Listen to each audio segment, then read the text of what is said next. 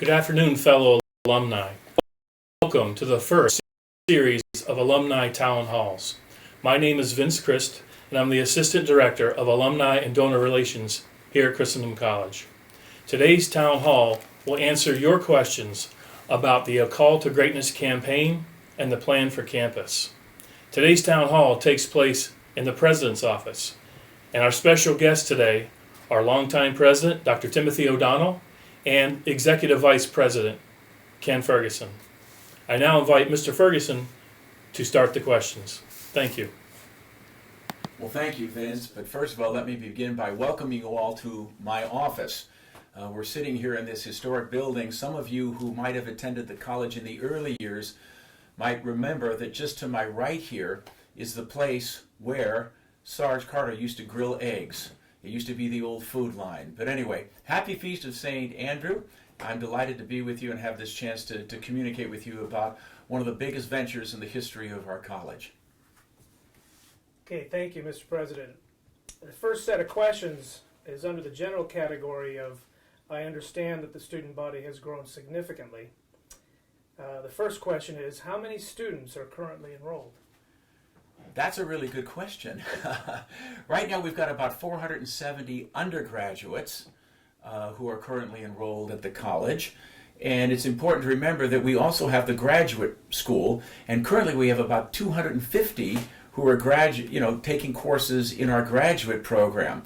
So, the total enrollment, which is an important thing to communicate because a lot of times we just think in terms of the undergraduate, the overall enrollment is over 700, which is a great sign of the health and the vitality of the college. Terrific. How has the number grown over the years? Well, the number has grown consistently ever since I became president back in '92. That's proof that God has a sense of humor. It has consistently grown. Every year we have grown larger and larger and larger and larger. The one exception to that was after the sort of crash and downturn in 2008. 2009, we actually found for the first time in our history that there had actually been a decline in the enrollment. But immediately after that year, we started to grow again, eventually got back to our pre-2008 level, and since that time we have continued to grow consistently, which is a great blessing for the college, especially at a time where there seems to be a lot of competition for students. Many schools seem to be suffering declines or they're sort of flattened out, but we have found that we have continued to grow, and I think part of it is that the reputation of the college continues to spread and the timeliness of the mission. We have a mission here from our founder, Dr. Carroll, that just continues to become more and more timely with the passing of each and every year. So I think more people are finding out about us. And so that's one of the reasons why I think we've been able to grow in a very prudent but steady way. Very good. Next question, how do you expect it to grow over the next 5, 10, and 20 years? That's a really good question, because occasionally I hear that there's sort of rumors that we're sort of, planning to become sort of a massive college or a massive university. That is not the case. The vision statement of the college says very, very clearly, and I'm sure a lot of you know because of the friendships that were formed here, not only with your fellow students, but also friendships after graduation with a number of the faculty, the type of relationship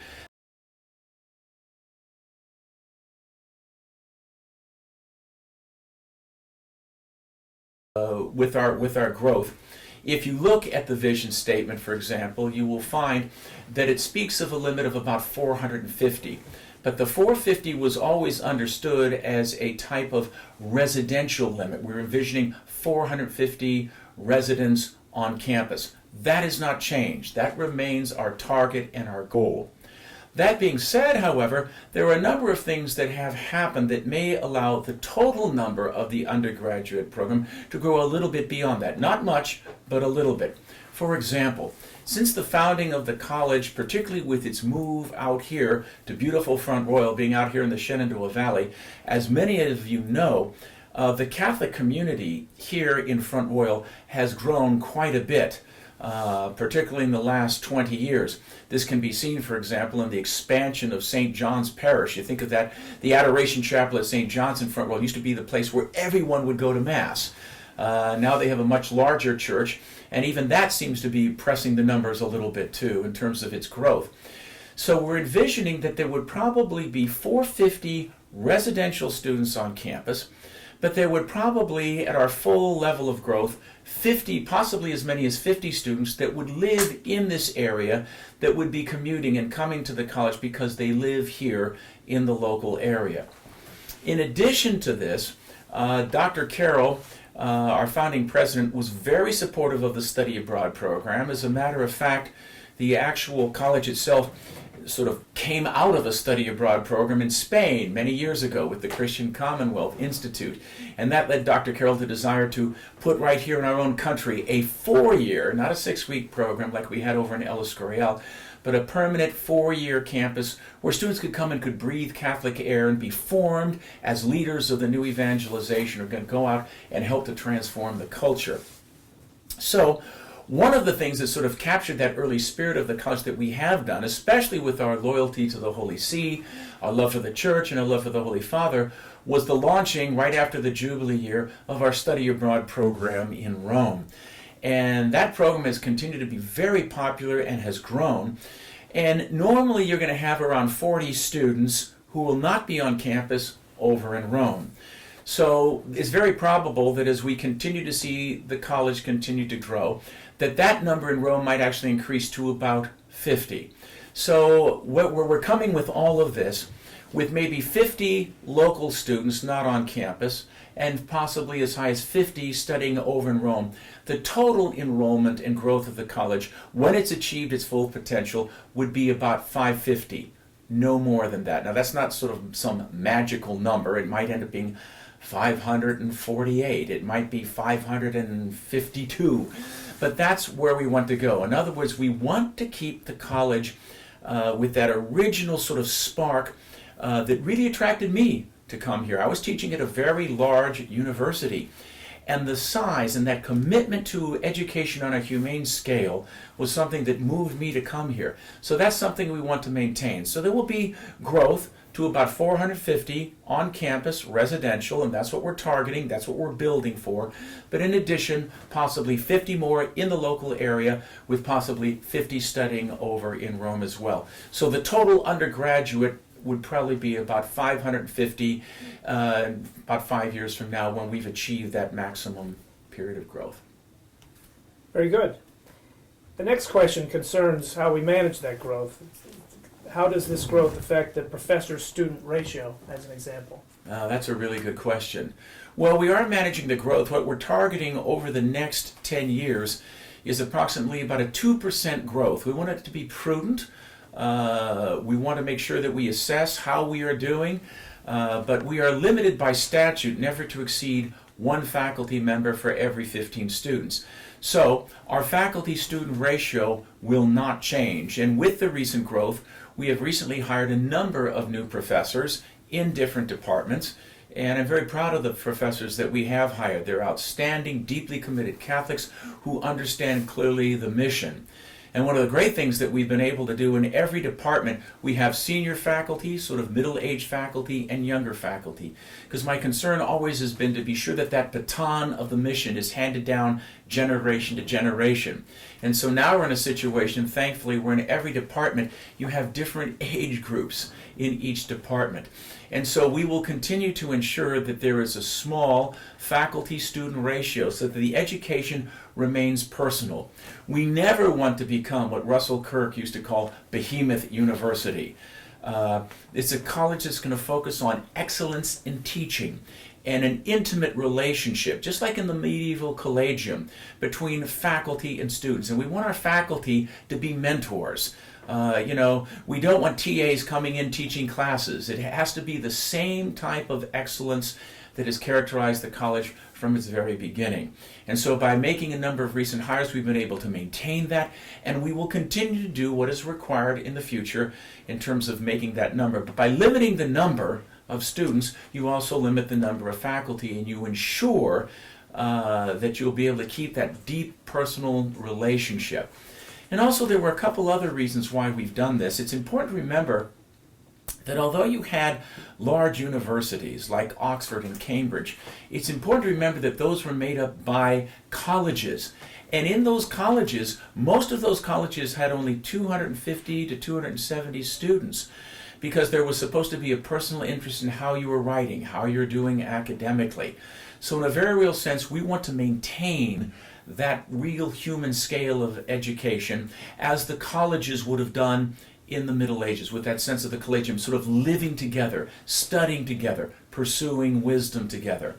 Also, John Paul's personalism is an important consideration. St. John Paul really had a great sense about the importance of human dignity, and that had an impact on this education on a humane scale too.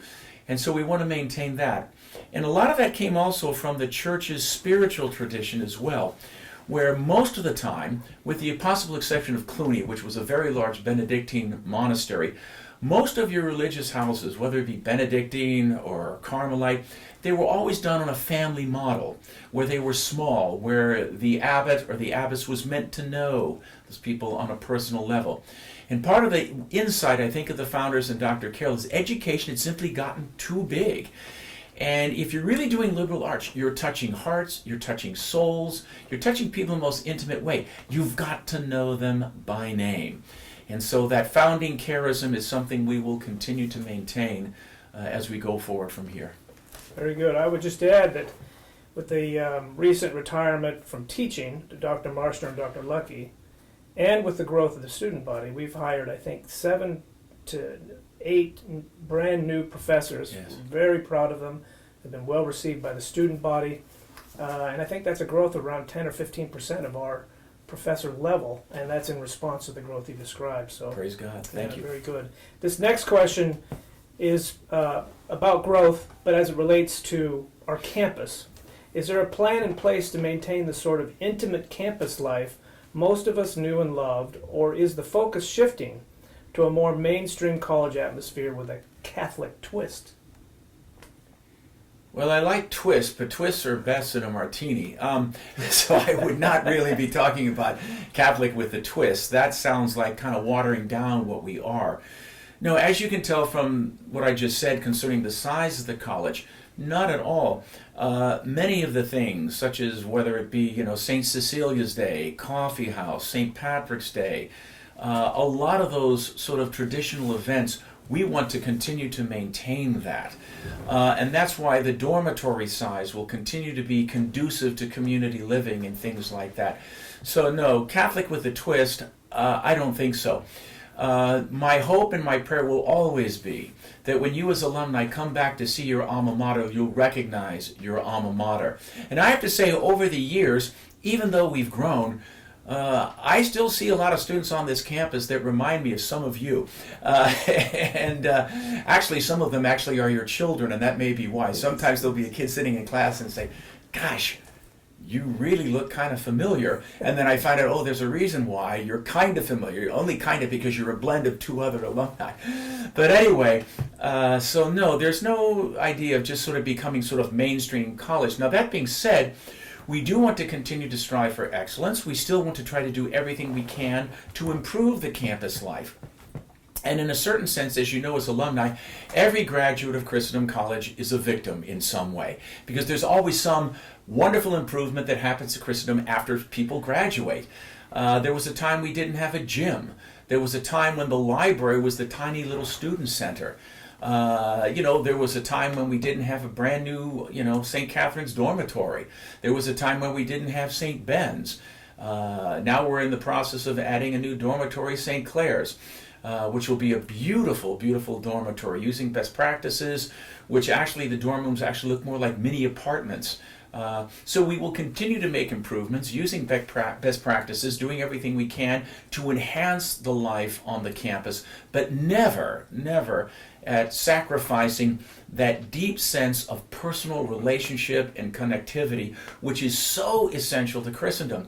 Because so many times, I think, even in my senior exit interviews, when they're ready to graduate, a lot of times after the education, which they value so much, that great liberal arts education that they got here, the next thing is the incredible friendships that have been formed here. And that's something we simply cannot lose. So by limiting the size and trying to improve the experience by improving the campus, I think we can maintain that intimate atmosphere where we're forming leaders who we will know by name, but we will be able to send out and really have a profound impact on the culture, which despite all the hostility and the secularism, is really hungry. It's really starved for Christ. In a certain sense, every moment is a Catholic moment. And the current time we're living in is very much so, because people are really hungry for truth. And so many times our society is just giving them husks of swine rather than real bread. And we're given real bread of Catholic truth, natural and revealed, and we will continue to do so. Very good. Last question about our enrollment and student growth. This one, instead of facilities and spiritual life, this one's about spiritual life. What are the various ways growth in the spiritual life of the student are encouraged here on campus now? Well, many of you are alumni. I think you would find very little has changed in terms of that.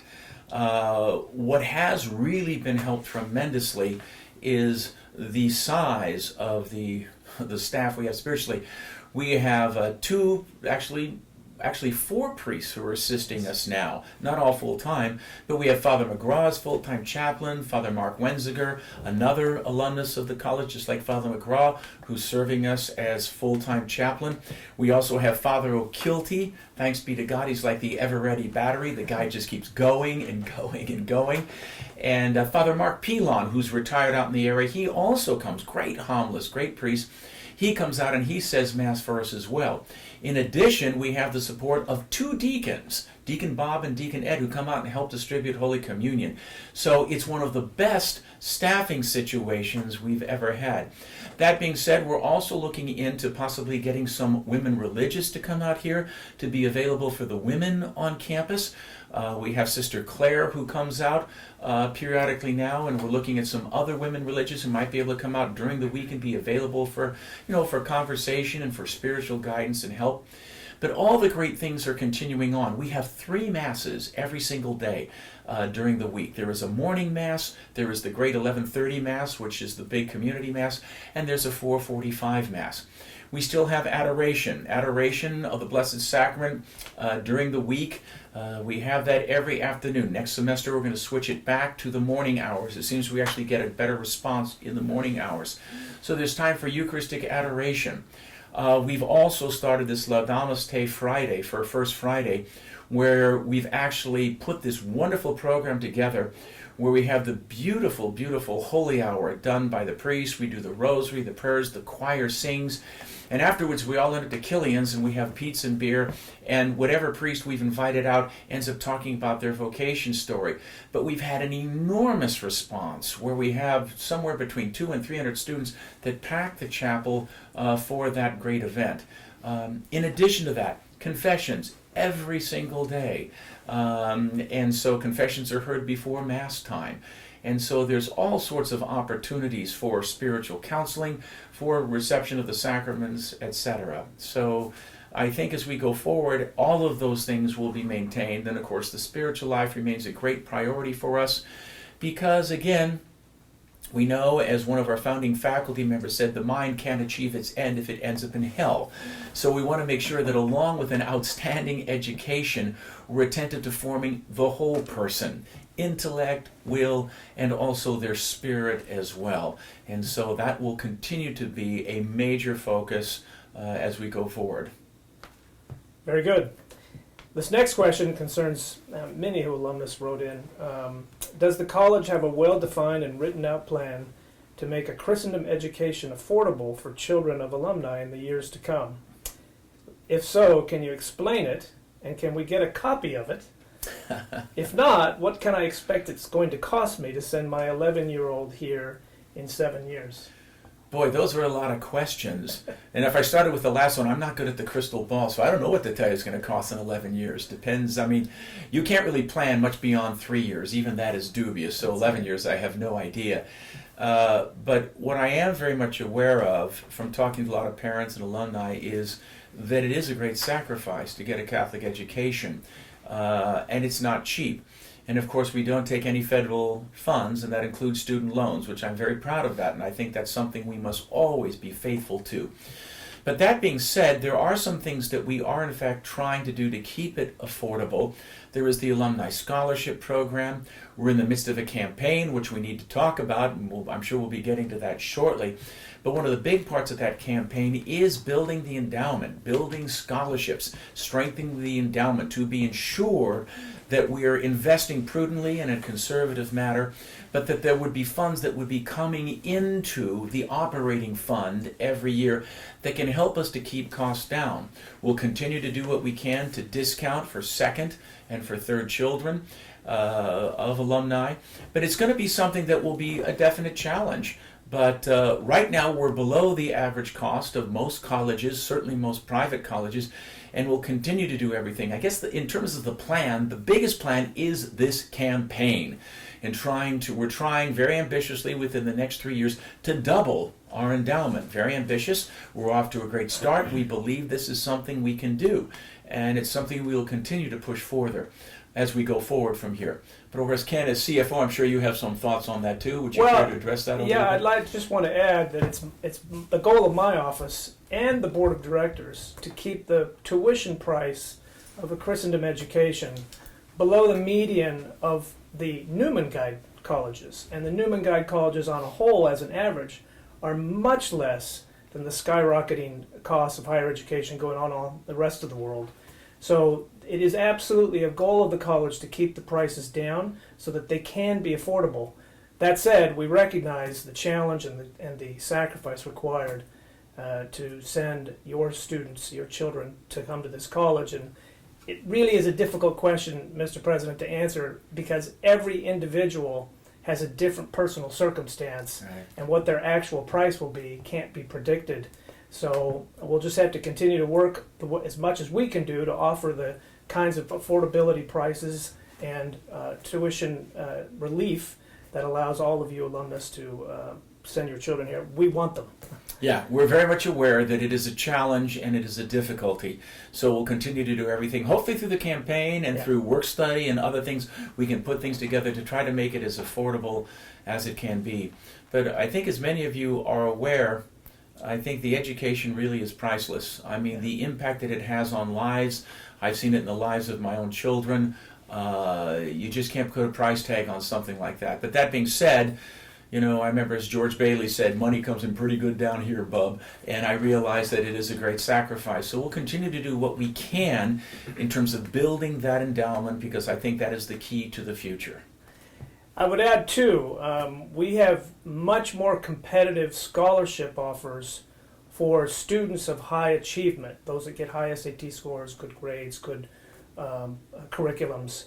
So get your students, get them to study, have them do well, and that will be another ability to reduce the price for those students. We want them all to be here. So with that, let's move on to the campaign. The next series of questions deal with the campaign involving the new chapel. First question is, can you give me some of the background as to why a chapel is needed now when there would seem to be higher priorities on campus, like increasing student financial aid, improving quality of current buildings, building a theater, better dining facilities, there's more, etc. But you get the point. Yeah, I get the point. All right. Well, the primary reason we're doing this, so there's a couple of reasons. There is first of all, the initial chapel we always knew was going to be a phase one. We knew that there would always have to be an expansion later on, but rather than waiting for decades to actually build it, we just built it.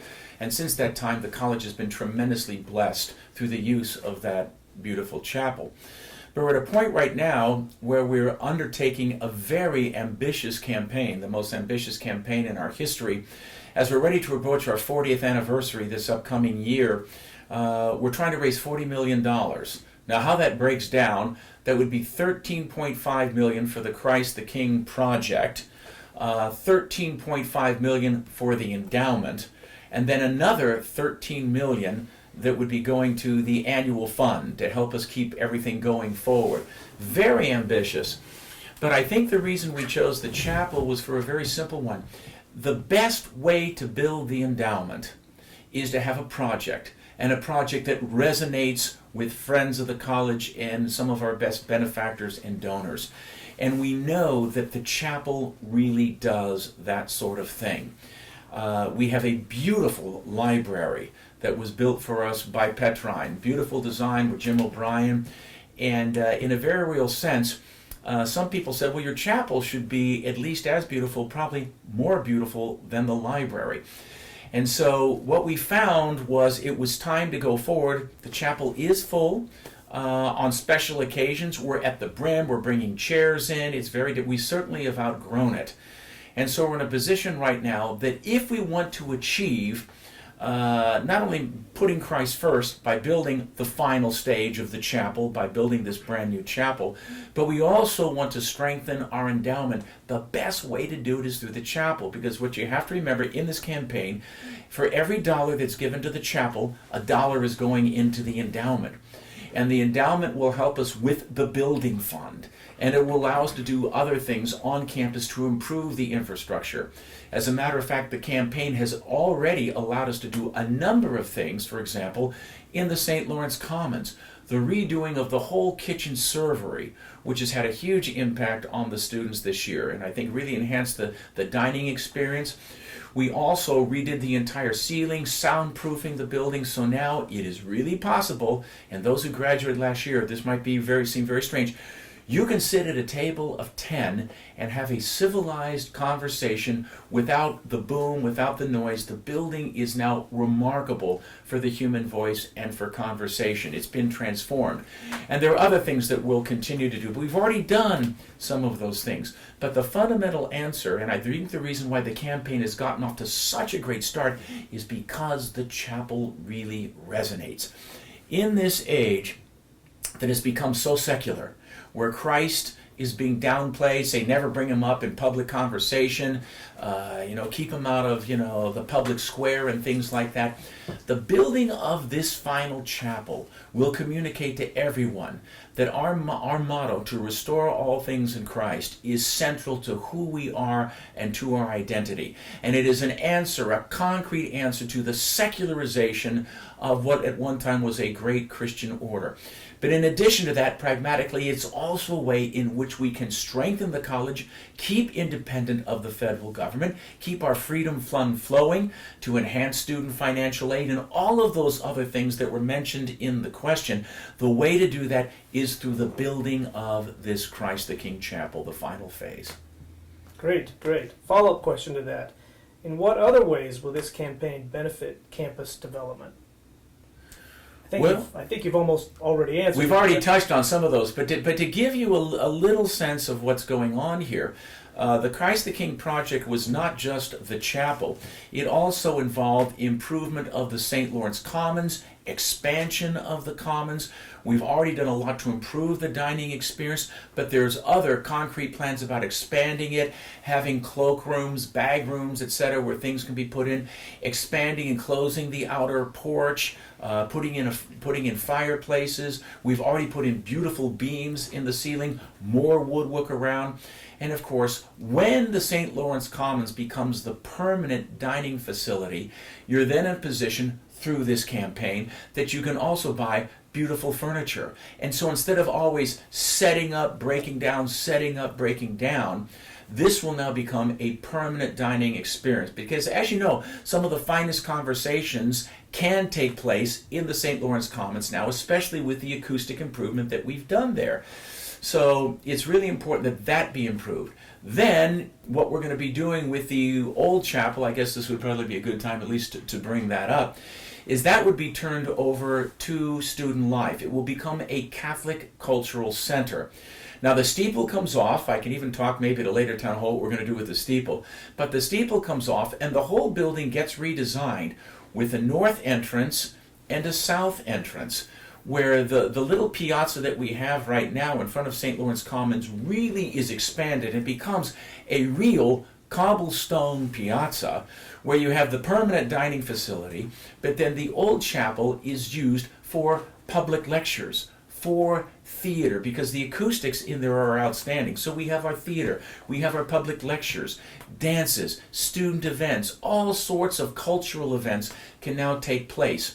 And the beauty of this, instead of knocking the old chapel down, which probably would have cost us close to $600,000 to $700,000 just to knock it down, being good stewards, we're not going to knock anything down. We're going to put it to good use, and we can take that and can transform that as soon as the new chapel is done. So the beauty of this, it allows us to continue to use the old chapel while the new chapel is being built. And so you don't have to have a situation where for 2 years Christendom students are having, Mass down in the basement of the student center or somewhere. You can continue with a beautiful, dignified liturgy that's very much part of what we're trying to do. And then when the time comes, you don't disrupt the campus, but you continue to build the new chapel. And once that new chapel is ready, you seamlessly move everything over there during the summer months, and then you're ready to go and you begin the transformation of the old chapel into the new Catholic Cultural Center. So hopefully that gives you a sense of why that infrastructure is really being benefited by the campaign. Not to mention the fact that we're building a brand new St. Clair's dormitory, which is really going to take the pressure off some of the crowding that we're experiencing currently. And then a lot of the houses off on East Campus can be opened up to the men, and that will alleviate some of the male crowding as well. Very good. This next question you've really already answered, but it bears emphasizing. It says, why can't we just raise money for the college for the endowment alone? Oh, yes. Well, that is a really good question. Now, there are some people who get excited about endowments. And when we find people like that, we really try to sell them on the endowment and have the gift go completely to the endowment. But as a matter of fact, there aren't that many people who are excited by endowments. And most of our people really are excited by chapels, especially by Gothic chapels, especially beautiful Gothic windows with light flooding in, beautiful high altars, those type of things, great woodwork, those type of things really do inspire people. So that's the primary reason. It's not that we don't communicate. When we communicate about this campaign, it always involves those three things: the Christ the King project, the endowment, and then also the annual fund, especially the Freedom Fund, because that's what's going to keep us independent and help with that student financial aid, that we have to be competitive and do everything we can to keep those things going. So those three things are always part of every ask and every presentation that we do. Very good. I would just add to the audience that the whole strategy on this campaign in emphasizing the chapel has really been completely vindicated, because we've actually raised the endowment through the selling of the chapel. That is what excites most donors, especially buildings that involve a church. That it really is exciting to a donor. They can put their name on a window, for example, and have them prayed for the rest of their life. And as a consequence, we've already seen the 40 million campaign. We've already raised nearly $30 million. Unprecedented for the college. Never done that ever. And it's because we lead with the chapel as part of that sales effort. And the endowment itself has grown from when the campaign began of roughly $8 to $9 million to over $15 million today. So the strategy has actually been a very good one, and it's the strategy that's actually raised the most we could raise for endowment. Yeah. So our desire to raise the endowments is the same as yours. It's just that it's easier to be done with the chapel as the lead. And you can imagine, just remember what the campus was like before the library and the incredible impact that that new library had on everyone in terms of the quality of the education, the quality of the research that's available. So imagine when someone comes and they see this brand new exquisite Gothic chapel, when they see a permanent dining facility, when they see a Catholic cultural center. All of these things are going to bespeak quality. And I think they're things that you as alumni would be very, very proud to see, and will really enhance, I think, the image of the college as well. Okay, next question off the topic, not of the campaign, but of where will the chapel be located and why? That's a really good question. Well, as you know, for years the chapel was always on the highest spot of the campus, and it had sort of very much a central location. Of course, when we started to look at the actual expansion of that chapel, when it became clear that we were going to have to tear the entire thing down, and the cost that would be involved in that, and also the cost in building brand new buildings, all of that became a real concern.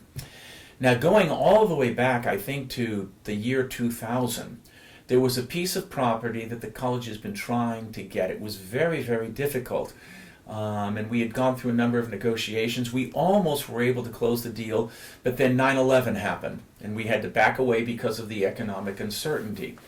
But what finally happened, we were able to secure that 80-acre parcel right where Campion Field is, that whole piece of property that goes all the way to 66, which is a great way to protect, the bucolic country setting of the campus. We're actually able to purchase that. That was purchased on October 7th, the Feast of Our Lady of the Rosary, which I saw as very, very significant. And I remember walking out there and recognizing that property is actually the highest property on our campus. It's about 5 feet higher than where the current chapel is.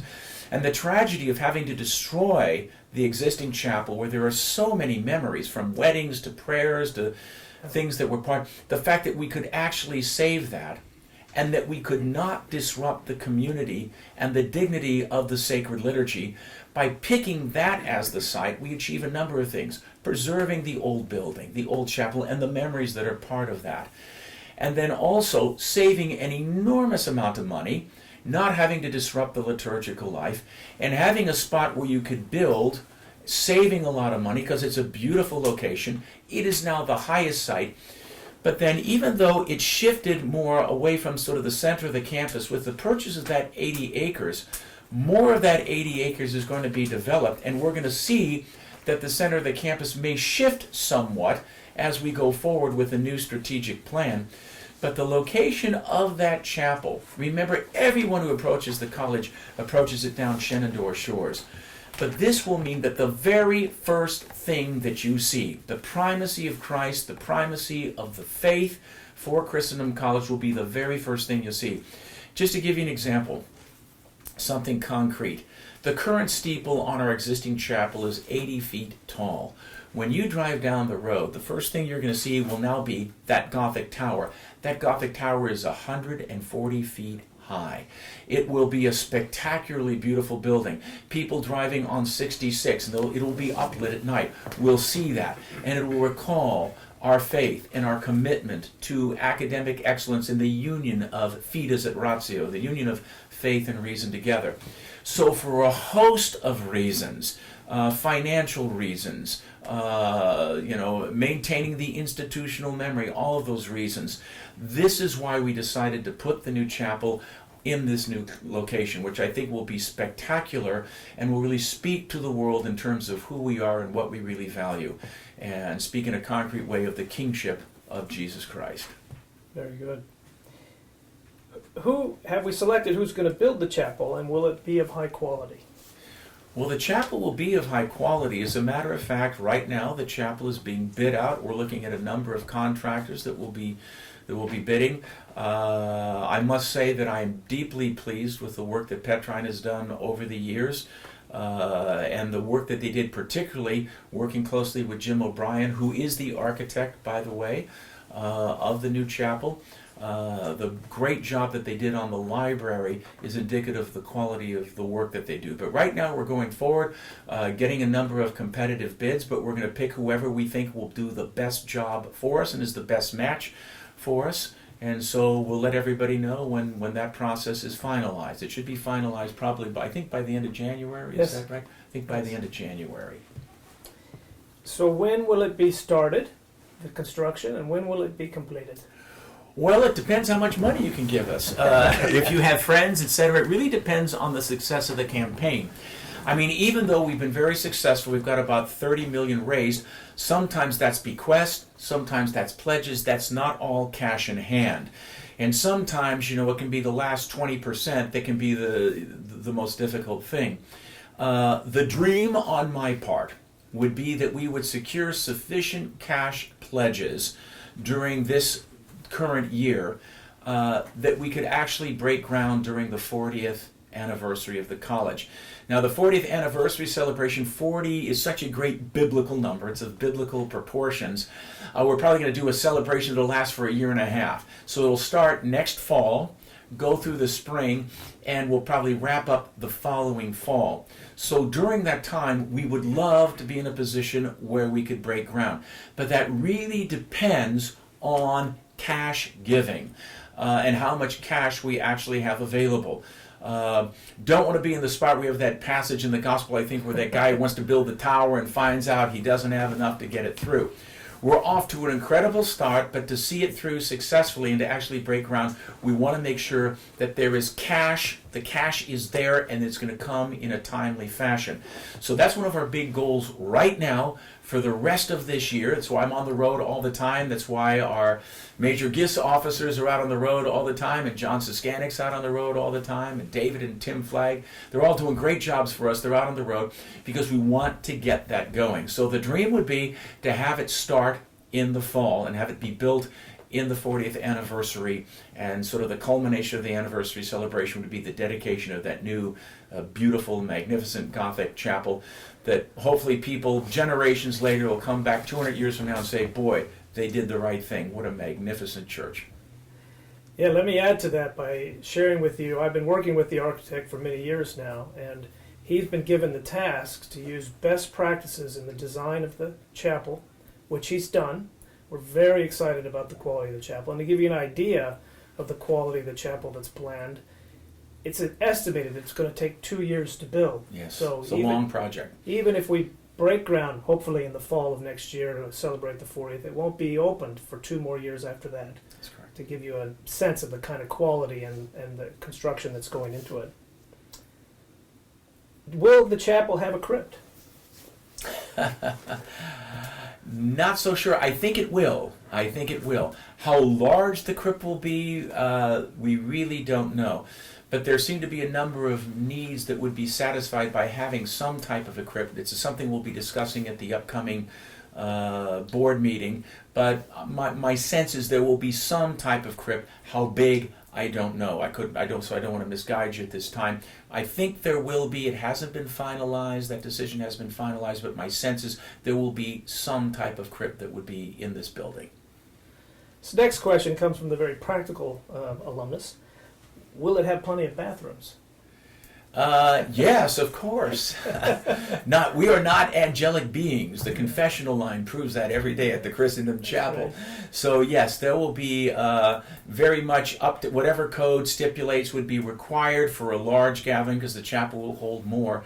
There definitely will be bathrooms. And that may be one of the reasons why there will definitely be a crypt, because I think the plan is to put some very large bathrooms down in the crypts so that you don't have the awkwardness, in the narthex all the time of doors opening and bathrooms toilets flushing and things like that. So yes, that's something we're very much aware of, and we'll very much be taking a very close look at that to make sure that with a chapel that can hold this number of people, what do we actually need? So we'll be looking at best practices and best design for all of those things. So that's a great question. Great. One last question for today. Okay. It's one you've already answered, but it's a question concerning what's going to happen to the old chapel, and specifically, what items will be refurbished and reused in the old chapel? Maybe you can speak to the windows. That's a really good question, yeah. We're going to try to use all of the sacred furnishings we are going to save. The statue of Blessed Mother and St. Joseph, the statue niches, that we will save. The high altar we will save. The low altar will have some use in that as well, the altar of sacrifice. But then in a special way, the windows. The windows that have the figures of the saints, some of the windows will, all of those will be redone, restored. We've actually contacted a wonderful stained glass studio up in Philadelphia that is an expert in the Munich style of glass, which did a lot of the 18th and 19th century beautiful Gothic windows that you see in so many of those immigrant churches around the country. All of those figures will be restored. We're still waiting to hear from them, so all those figures will be restored, but we will probably leave some of the Tiffany glass in the old chapel, and that will be part of the way in which we sort of enrich and beautify that Catholic Cultural Center. And then we're planning where the figures were to put in a clear glass that will have pane glass, sort of a wavy sort of 19th century pane glass that will have a beautiful view, but it will fit with that beautiful Tiffany dressing, so to speak, that you have surrounding those figures. Then the saints' figures will be taken out, and they will be given beautiful Gothic trim to match the chancel windows and the other windows that will be in the new church. So all of them will be restored. So when you come in, there'll be that sense of familiarity, yet at the same time it will be enhanced and will be beautified in a truly remarkable way that I think will do your heart good to see. Very good. Thank you, Mr. President. Thank you, Ken. Yes. On behalf of the President of Christendom College, I want to thank all of you for watching and for your continued interest. The alumnus are very important to us. We've actually started a Relationship for Life program with existing students. We're delighted that you are with us, and for all the great questions and for the participation. We give you great thanks. I'm going to take it and throw it back. What you have? Just God bless you all. Please keep us in your prayers. We depend on your prayers. Please know that we pray for you every single day. Minimally, at least the Angelus every day is offered up for alumni and benefactors. So you're in our hearts and in our prayers. Thank you for taking time to be with us. God bless you all. With that, I'm going to turn it over to Vince Christ. That concludes our town hall for today. I want to thank Dr. Donald and Ken for participating. Appreciate your time and all you do for the college. On behalf of my fellow alumni, if you have additional questions about the chapel or anything you've heard today, please email us at classmates@christendom.edu. That's classmates@christendom.edu. And finally, I want to announce our next town hall, which will take place on February 1st at 1 p.m., and our topic will be student life. So please mark your calendars. February 1st, 1 p.m., student life. And finally, I want to wish everyone a blessed Advent and a happy and holy Christmas. Thank you.